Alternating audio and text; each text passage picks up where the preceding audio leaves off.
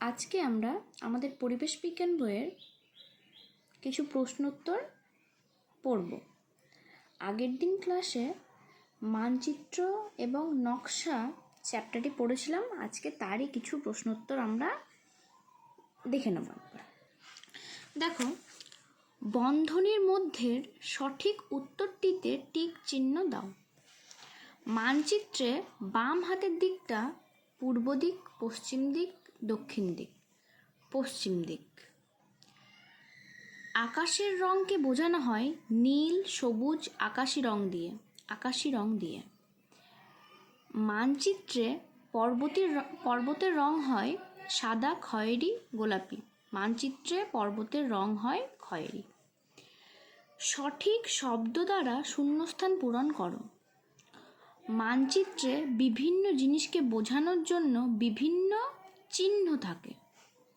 Dash দ্বারা সহজেই কোনো জিনিসকে চেনাতে পারা যায় চিহ্ন দ্বারা। দেশের একটা পরিচয় পাওয়া যায় মানচিত্র থেকে। বাক্যটি ঠিক না ভুল বলো। মানচিত্রের রং দেখে আমরা বিভিন্ন জিনিস চিনতে পারি। ঠিক। মানচিত্রে দেখানো হয় সমুদ্র নীল এবং পাহাড় পর্বত খয়েরি। ঠিক।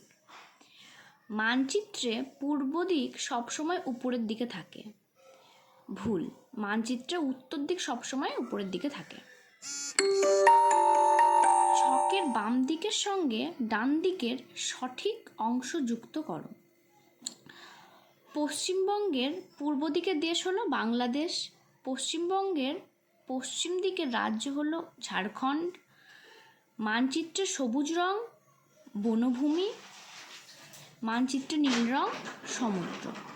এই প্রশ্নগুলো আমরা প্রত্যেকে খাতার মধ্যে করব। হোমওয়ার্ক থাকলো।